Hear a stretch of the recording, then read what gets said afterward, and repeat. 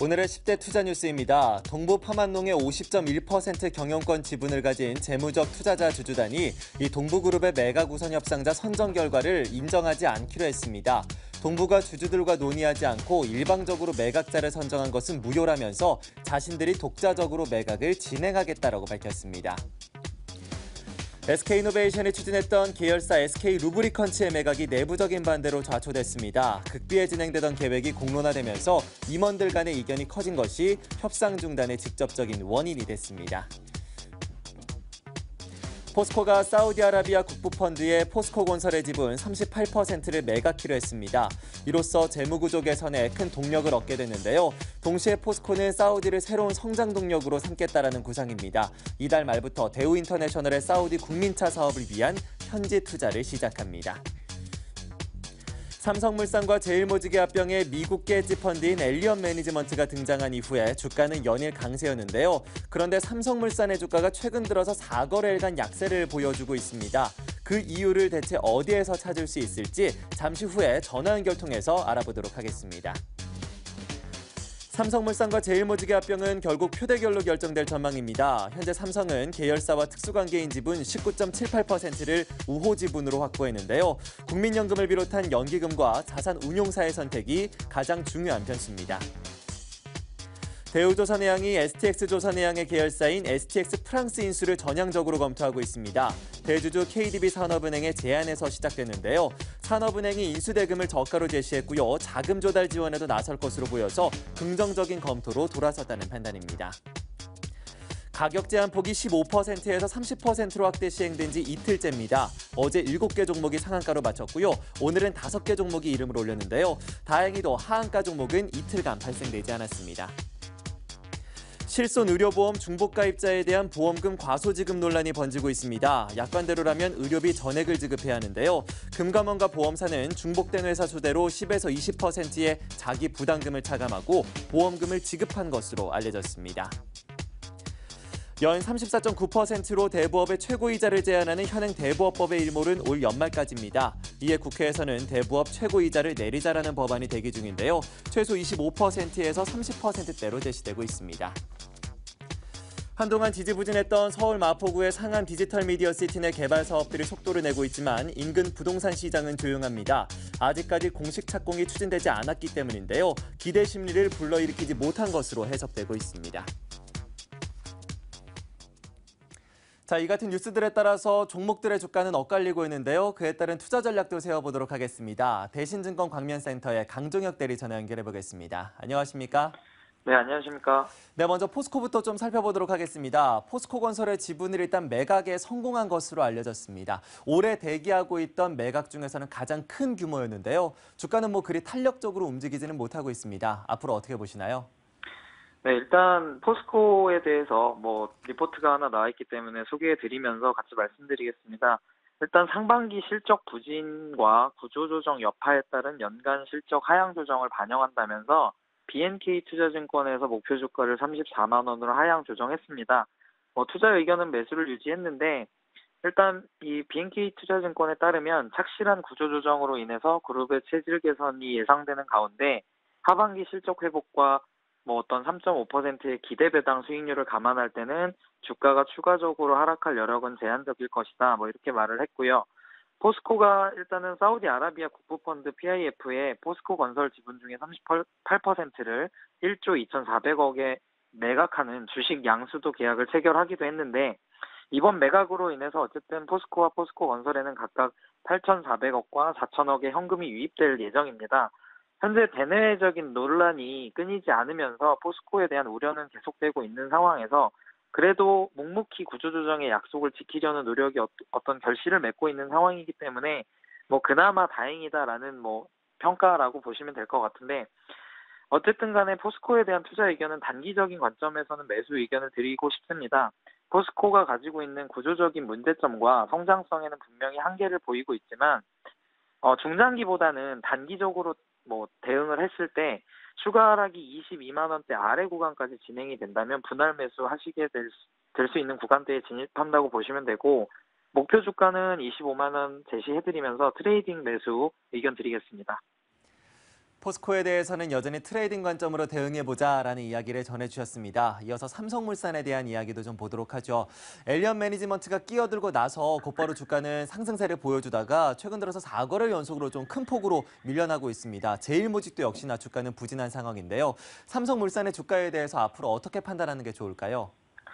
네, 미국계 헤지펀드 엘리엇이 일단 공격적으로 어떤 이제 지분 경쟁에 나서면서 삼성물산과 제일모직의 합병 추진이 난항을 겪고 있는 상황인데, 각 증권사별로 현 상황을 분석한 내용들을 살펴보면 우선 유진투자증권에서는 보고서를 통해서 연기금을 포함해서 합병이 만약에 무산될 경우에 발생할 손실을 감내할 주주가 많지 않다. 즉 찬성할 주주들이 더 많을 것이다라고 분석을 하면서, 일단 삼성그룹 입장에서는 찬성해서 이기는 상황, 그리고 또 한 가지 합병을 포기하는 일도 사실 일어나지 않을 것이다. 발생할 가능성이 굉장히 낮다. 그러니까 여러 가지 면에서 결국에는 성공적인 어떤 합병을 예상하는 게 유진투자증권이고, 교보증권도 마찬가지로 제일모직과 삼성물산의 어떤 합병의 성공 여부에 무게를 두는 모습인데요. 국민연금이 수익률을 극대화할 목적으로 반대 입장을 취하기에는 굉장한 부담이 느껴질 것이다. 하지만 하나투자증권 같은 경우는 엘리엇의 관여로 무산될 가능성을 크게 내다봤는데, 일단은 이유로 따지고 보면 삼성 측의 우호 지분은 19.8%에 비해서 엘리엇 측이 확보할 수 있는 외국인 투자자 지분이 26%이기 때문에 그 지분들을 다 끌어올 수 있다라는 확신은 없지만 그만큼 불확실성이 크다. 이렇게 보고 있습니다. 현 상황에서 투자 의견은 매수를 드리기에는 사실 변수가 많은 구간이라고 보고 있습니다. 그래서 신규 매수를 고려하시는 분들은 관망 대응이 필요한 시점이고, 기존 보유자분들은 시시각각 변하는 엘리엇과 삼성물산 측의 대응에 유의하면서 적절한 매도 시점을 잡아야 하는데, 기업의 가치를 분석하는 것이 지분 전쟁으로 인한 어떤 변동성 때문에 굉장히 좀 혼탁해져 있는 상황입니다. 그래서 적정 가격을 제시해드리는 것 자체가 매우 어렵기 때문에 목표 주가는 따로 말씀드리지 않도록 하겠습니다. 삼성물산과 제일모직 합병 간에 있어서도 증권사들의 의견이 엇갈리고 있습니다. 이 때문에 신규 투자를 고려하시는 분들이라면 좀 더 기다렸다가 나중에 이 같은 이슈들이 잠잠해지고 나면 투자하는 것이 좋겠다라는 이야기를 전해주셨습니다. 자, 마지막으로 대우조선해양도 보도록 하겠습니다. STX 프랑스 인수를 전격적으로 검토하고 있습니다. 일단 헐값이라는 강점이 있지만 부채 비율이 너무나도 높고 대우조선해양 노조에서의 반대도 상당히 높은 상황인데요. 앞으로 그 가능성과 주가의 동향은 어떻게 될 거라고 전망하시나요? 네, 대우조선해양이 STX 조선해양의 계열사죠. STX 프랑스 인수를 전향적으로 검토하고 있는 모습인데, 처음에는 그냥 산업은행, 대주주인 KDB 산업은행의 제안에서 시작됐지만 실질적으로 자금 조달 지원이나 인수 대금이 저가로 형성돼 있다거나 여러 가지 면에 있어서 긍정적인 검토로 좀 돌아선 모습인데요. 대우조선해양에게 제시한 STX 프랑스 지분 66.66% 인수에 대해서 부채까지 일부 포함 인수하는 조건으로 300억에서 500억가량을 제시한 것으로 알려져 있습니다.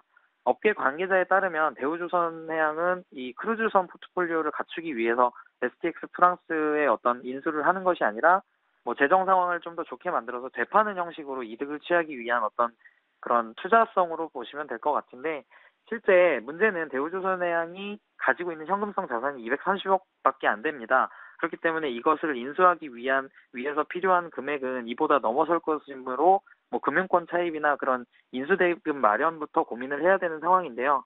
일단 투자 의견은 매도 드리겠습니다. 조선 업황의 불황이 단순하게 사이클을 타고 있는 현상이 아니라 추세적인 하락 구간에 접어든 산업이라고 보시는 것이 맞습니다.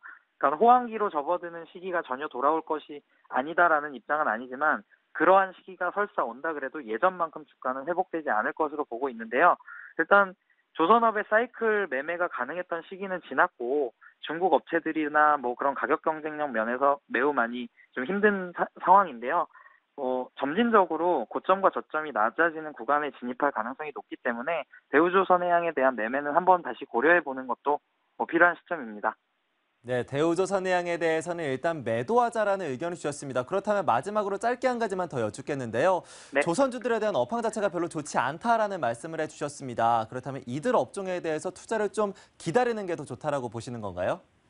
실질적으로 이제 과거 같은 경우는 조선업황의 매매가 쉬었던 이유가 사이클이 너무나 명확했기 때문에 이렇게 업황이 안 좋았을 때 사뒀다가 업황이 좋아지는 시기를 기다리면 됐는데, 지금은 그런 사이클에 따른 흐름이라기보다는 그 사이클 자체가 우하향하는 곡선을 그리고 있습니다. 그렇기 때문에 중장기적으로 내가 어떤 매수를 해서 조선업으로 좀 큰 돈을 벌어보겠다라는 관점에 대한 대응보다는 단기적으로 뭐 급락이 나오는 구간에서 뭐 그래도 기업들이 가지고 있는 내재 가치를 따라가기 위해서 단기 급락이 단기 급등으로 이어지는 그 구간에 대한 트레이딩 매수는 뭐 적극적으로 추천드리는 바이지만 예전과 같은 어떤 조선업황이 다시 한번 올라서는 그림이 나올 것이다. 이러한 기대를 가지고 중장기적으로 투자하시는 것은 다시 한번 고려해봐야 될 만한 산업이 되지 않았나 이렇게 보고 있습니다. 네, 우리나라 산업에 있어서 조선업이 장기적으로 개선될 것이다, 다시금 반등할 것이다라는 기대감을 갖기에는 좀 무리가 있다라는 입장을 보여주셨습니다. 오히려 단기 급등과 그리고 급락을 반복하면서 이에 따른 트레이딩 관점으로 매수와 매도를 반복하는 것이 좋은 전략일 수 있다라는 이야기도 전해주셨네요. 자, 이렇게 해서 오늘 특징주에 대한 전략들 모두 다 세워봤습니다. 대신증권 광명센터의 강종혁 대리와 함께했습니다. 오늘 말씀 고맙습니다. 네, 감사합니다. 네, 이렇게 해서 지금까지 오늘의 10대 투자 뉴스 함께 확인해봤습니다.